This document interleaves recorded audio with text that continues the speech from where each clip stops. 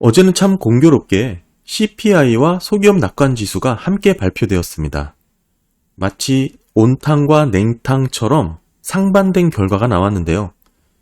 지난 3분기부터 이어온 미국의 뜨거운 경기가 이제는 물가까지 회복하는 모습이 나타나자 증시는 파티를 벌였다, 이렇게 표현을 할 수가 있고요.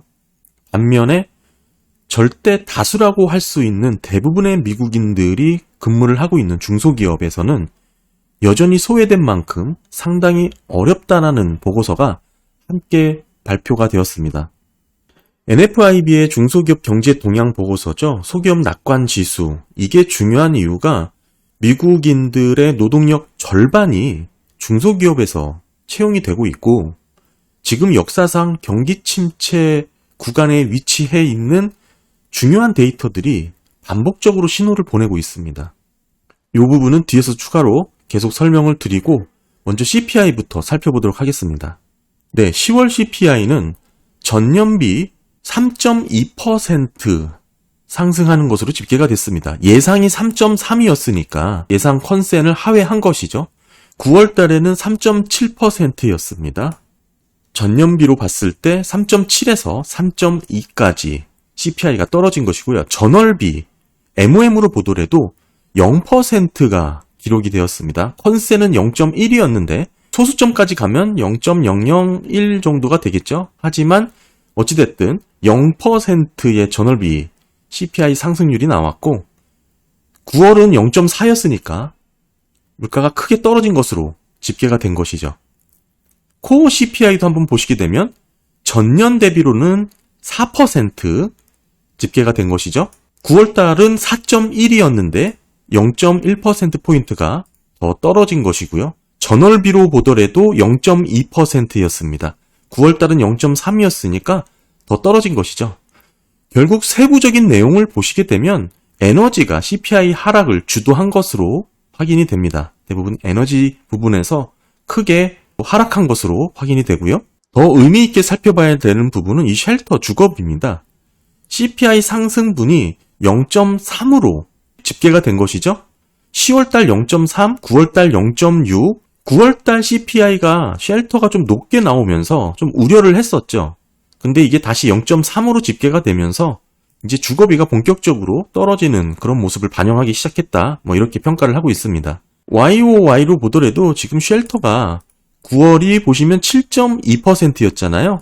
근데 이제 10월달 6.7로 이렇게 전년 대비로 보더라도 이렇게 뚜렷하게 하락하는 모습이 잡혔습니다. 이제 전반적인 물가는 사실상 주거비가 하락이 본격적으로 반영이 되기 시작했다라고 평가를 하면서 물가에 대한 시장의 우려가 상당히 좀 낮아졌고요. 이번 CPI 발표로 우리가 또 하나 확인할 수 있는 부분은 고물가가 오랫동안 지속돼서 고금리가 오랫동안 유지되는 가운데 경기 침체가 올 것이다라고 주장하던 그런 내용은 사실상 좀 거리가 멀어졌다 이렇게 볼 수가 있을 것 같고요. 특별히 이렇게 말씀드릴 수 있는 이유는 이 쉘터가 차지하고 있는 이 CPI 인플레이션의 비중을 놓고 보면 더욱 그렇게 강력하게 말씀을 드릴 수가 있습니다. 물가는 앞으로 계속해서 하방으로 흐를 수밖에 없다. 이유가 이제 주거비가 원인이다. 이렇게 말씀을 드렸고 이 부분은 올해 상반기 물가가 치솟았을 때부터 진로우랑 임대료 비교를 해가면서 결국에는 주거비는 안정이 될 거고 CPI에서 주거비가 차지하는 비중이 계산해보면 34% 정도가 됩니다. 주거비 비용이 빠지면 인플레이션은 잡힐 것이다. 아직은 그 시차가 있기 때문에 반영이 되지 않고 있다. 이 부분에 대해서 계속 강조를 했었죠. 결국에는 이 부분이 실제 반영이 되기 시작하면서 앞으로는 주거비가 본격적으로 빠지고 전반적인 CPI 인플레이션도 하락하는 것으로 집계가 될 것입니다. 이 쉘터는 임대료가 7.5%를 집계를 하는 것이고 여기에 자가 소유자들이 임대료를 추정하는 부분이 들어가잖아요. 이게 25%가 들어갑니다. 7.5하고 25%가 합치면 대략 33%가 넘어가잖아요. 이 두 개가 사실상 쉘터의 전부 구성입니다. 쉘터의 대부분의 구성을 차지하고 있습니다.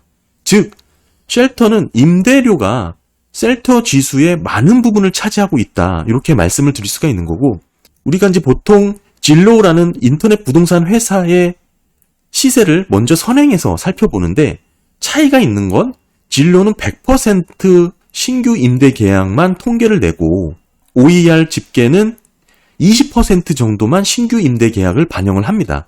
따라서 그러다 보니까 이 진로 데이터가 이 BLS보다 훨씬 더 빠른 시세를 반영하게 되는 거예요. 보시는 것처럼 먼저 올랐다가 이미 떨어졌는데 지금에서야 꺾이기 시작하는 모습이 나왔다. 이런 것이죠. 시차가 있다는 것입니다. 그리고 그 시차가 이제 본격적으로 반영을 하기 시작했다. 이 얘기를 좀 드리는 거고, 그래프는 캔자스시티 연은이 발표한 보고서인데요. 보시게 되면 이 연두색은 진로우고 파란색은 BLS 데이터입니다. 결국에는 이 YOY 변화율을 놓고 봤을 때 지금 이 역전된 상황, 이 부분이죠. 이미 이제 역전이 들어가고 있는 이 상황인데 이렇게 놓고 보면 연준은 완화적인 통화 정책을 해야 된다. 이런 것을 지적을 하고 있는 것이죠. 근데 아직도 뭐 기준금리라든지 통화 정책은 높은 수준을, 긴축적인 수준을 유지하고 있죠. 이게 이제 과도하게 긴축할 수 있는 그런 상황으로 이어질 수가 있습니다. 공식 데이터인 BLS로만 의존을 하게 되면 그런 결과가 나타나는 것이죠. 이미 진로 인터넷 부동산 지수는 떨어져서 낮아졌다는 것을 감안하면 통화정책도 발빠르게 움직여서 완화적인 통화정책으로 이어져야 된다. 그런 보고서라고 볼 수가 있고요. 코어 CPI 전반적인 세부 내용을 좀 살펴보면 주거 관련해서 이렇게 좀 꺾이고요. 코어 CPI 떨어지고 슈퍼코어죠. 주거비를 제외한 부분도 마찬가지로 쭉 떨어졌습니다. 뭐 지금 핵심 제품이라고 볼 수 있는 부분만 뭐 전월 대비 크게 뭐 완화되는 모습이 나타나지 않았지만 그럼에도 불구하고 뭐 여전히 낮은 수준을 유지하고 있는 것이죠.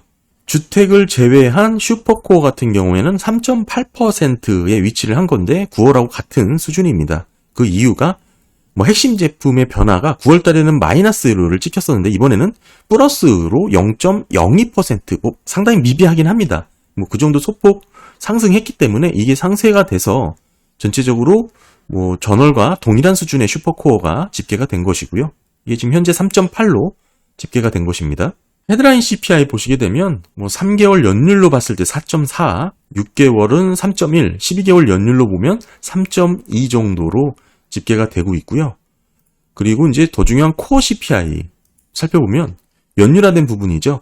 12개월은 4%까지 떨어졌습니다. 8월, 9월, 10월 계속해서 떨어졌고요. 6개월 연율화된 부분은 3.7, 3.6, 3.2까지 크게 떨어졌고 다만 3개월 연율로 보게 됐을 때는 소폭 오름세가 잡히고 있습니다. 2.4, 3.1, 3.3 이 부분이죠. 옅은 하늘색이 바닥에서 계속 오르고 있는 모습으로 이렇게 집계가 되고 있고요. 지금 12개월 연율로 봤을 때 10월달 4%까지 떨어진 것은 2년 만에 가장 낮은 연간 증가율 수준으로 확인이 됩니다. 뭐 세부 내용까지 사실 뭐 하나 흠잡을 데 없을 만큼 상당히 긍정적인 CPI 결과고 더 의미 있는 것은 아까 말씀드린 이 주거비죠. 주거비가 이제 본격적으로 하락을 반영하기 시작을 할 텐데 진로가 이렇게 떨어졌으니까 이제 막 반영이 시작하게 된 것이죠. 앞으로 1, 2분기 적어도 5, 6개월 안에는 계속적인 임대료 하락을 우리가 전망을 해볼 수가 있고 이미 선행 데이터가 꺾였기 때문에 그렇습니다.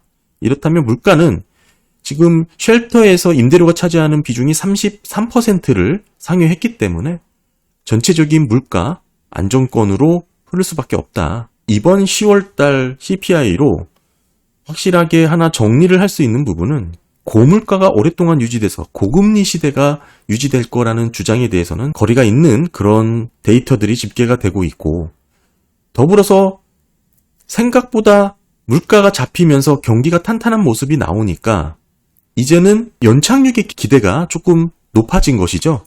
그도 그럴 것이 어제 10월 시간당 평균 실질 임금도 함께 발표가 되었습니다. 지금 보시면 10월달 전월비 0.2%가 높아진 것으로 집계가 됐고 YOY로 보더라도 0.8%로 상승을 했습니다. 이런 부분이 있다 보니까 증시는 물가는 잡히고 뭐 안정적으로 소비를 이어나갈 수 있는 실질 임금이 이렇게 좀 반등하는 모습이 나오자 뭐 크게 환호를 한 것이죠. 정리를 해보면 고물가, 고금리가 오랫동안 유지될 수 있는 그런 상황은 이제 멀어졌지만 연착륙에 대한 가능성은 조금 더 높아졌다.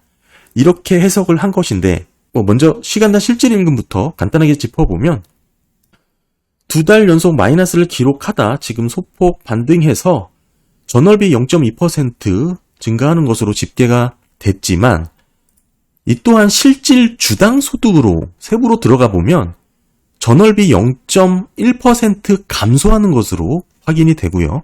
더욱이 시간당 소득은 평균 근무 시간의 0.3%가 또 감소를 했습니다.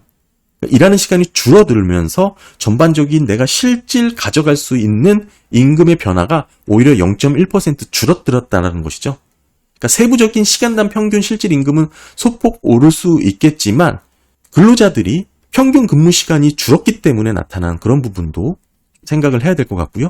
중소기업, 낙관지수, 중소기업들의 경제 동향을 살펴보면 전혀 반대 이야기를 하고 있다. 먼저 말씀을 드리고 싶었던 부분은 저는 이 부분이에요. 종합적인 낙관 지수도 있겠지만 먼저 이 매출 관련해서 좀 보여드리고 싶었는데 경기가 뜨겁다고 보여줬던 지난 3분기를 거쳐온 중소기업들의 성적표입니다. 이 중소기업은 노동력의 절반을 차지하고 있기 때문에 직접적인 미국 경제에 타격을 줄 수가 있습니다. 지금 현저히 낮은 수준을 기록을 하고 있죠. 매출이. 이때는 과거 침체 기간을 놓고 봤을 때 08년도는 당연하고요. 2001년도, 그 다음에 90년도 다 마찬가지입니다. 역대급 경기 침체가 나타났던 구간에 위치를 한 것이고 이렇게 지금 순 마이너스가 17%로 찍힐, 특히 지금 몇 달 동안 계속해서 마이너스로 이어지고 있는 것이죠. 이 명목 판매율이 게다가 9월달 마이너스 8에서 오히려 2배 가까운 수치로 더 떨어졌습니다. 이 뜻은 2020년 7월 이후에 가장 낮은 수치를 기록을 했습니다. 지금 와서야 중소기업들의 어려움이 본격적으로 일어나고 있는 그런 모습을 볼 수가 있고 지금의 수준은 코로나 때 수준과 버금가는 정도의 그런 심각한 단계다. 이거를 말씀을 드리고 싶고요. 매번 강조해서 말씀드리지만 경기 침체는 약한 고리부터 터집니다. S&P 기업들이라든지 우리가 빅테크 7 기업에서 생기는 게 아닙니다. 개인 사업을 하는 자영업자들, 소기업, 중소기업들 이런 상황에서 경기 상황을 살펴야 되는 게 의미가 있는 것이죠. 지금 GDP가 3분기 4.9%를 찍었다고 했지만 오히려 소기업, 중소기업들의 경제 동향은 3분기 여전히 그 분위기가 상당히 안 좋았고 정서는 오히려 하락했고 불황 수준을 가리키고 있습니다. 여기에 모기지급리는 치솟았죠. 3분기 4.9%를 찍었는데 지금 중소기업 경제동향 보고서가 보여주고 있는 데이터는 전혀 다른 내용입니다. 3분기 GDP의 놀라운 성장을 만들었던 대부분이 재고의 영역이었다고 말씀을 드렸잖아요. 어느 정도 연말이 다가오면서 그동안 소진했던 재고를 조금 보충하는 개념으로 GDP가 크게 늘어났다. 이렇게 말씀을 드렸는데 3분기, 4분기가 본격화되면서 중소기업들의 이런 매출 실적을 보게 되면 제품이 생산되고 있는 모습은 엿볼 수가 없는 것이죠. 이 뜻은 4분기 판매가 대부분 재고에서 소진이 되고 있는 것이고 제품이 재생산되면서 경기가 선순환을 일으키는 그런 흐름으로 이어지지 않을 가능성이 상당히 높다. 4분기 성장률이 상당히 걸림돌이 될 그런 부분으로 지금 해석을 하는 게 맞습니다. 네, 전체적으로 지금 소기업 낙관 지수는 10월달 기록이 된 게 지금 위치가 여기죠.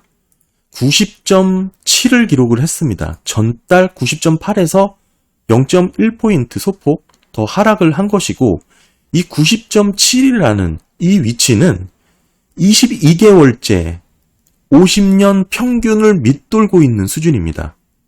엄청난 데이터고요. 지금 중소기업들이 보내고 있는 경기 침체의 시그널이라고 말씀을 드릴 수가 있습니다. 제가 9월달 NFIB 이 보고서를 살펴볼 때 9월달은 지금 4개월 만에 하락세로 전환이 됐다라고 제가 말씀을 드렸었거든요. 이때 계속 좀 상승을 하는 모습이 나오다가 90.8로 좀 의미 있게 하락을 하면서 이게 하락세가 전환이 된 것이 잠시 회복하는 모습이 멈춘 것인지 아니면 장기적인 침체의 신호로 해석해야 될지 조금 지켜봐야 된다라고 말씀을 드렸는데 이번 10월달 보고서가 발표되면서 어느 정도 경기 침체 신호로 해석될 여지가 좀 커졌습니다. 정리된 10월달 데이터 요 표로 설명을 좀 드리면 중소기업들은 여전히 어려운 상황을 보내고 있고요. 특별히 향후 6개월 동안 사업 상황이 더 좋아질 것 같냐라는 응답에 대해서는 여전히 순 마이너스를 기록을 했습니다. 마이너스 43%를 기록을 하면서 9월과 변함이 없었어요. 계속해서 어렵다라는 것이죠. 중소기업들은 대부분 재고도 늘리지 않고 있습니다. 그래서 결국에는 재고를 축적된 것을 소진하는 정도의 아주 소극적인 그런 경영 환경을 이어가고 있는 것이죠. 이 중소기업들의 지금 경영 환경은 08년도 위기가 터지기 직전의 수준입니다. 오히려 전달보다 더 떨어졌으니까 그때 수준만큼 떨어진 것이죠. 이 위치가, 이 레벨이 그 정도의 레벨입니다. 75년 이후에 지금과 같은 수준은 5번 정도가 집계가 되는데 오히려 90년대보다는 더 떨어졌죠. 모두 다 불황으로 경기 침체로 이어졌습니다. 중소기업들이 보내는 경제 동향 보고서 우리가 무시를 하면 안 될 것 같고요. 결국에는 소수 기업에 집중된 한정된 파티가 오랫동안 이어질 수 있을지에 대해서는 상당히 좀 의심스러운 보고서가 연이어 좀 이어지고 있다. 이렇게 좀 보여지고요. 결국 이 중소기업, 소기업들이 경기가 살아나지 않는다는 것은 한마디로 미국 경기의 민낯을 보여주고 있는 그런 결과다라고 좀 말씀을 드릴 수 있을 것 같습니다. 그래서 고금리, 고물가가 오랫동안 이어질 것이다라는 그런 주장에 대해서는 이제 조금 벗어났고, 다만 이제는 연착륙에 대한 그런 기대가 과연 꺾일 것인가?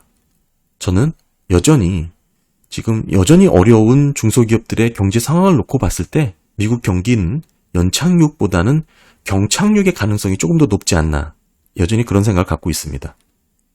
네, 감사합니다.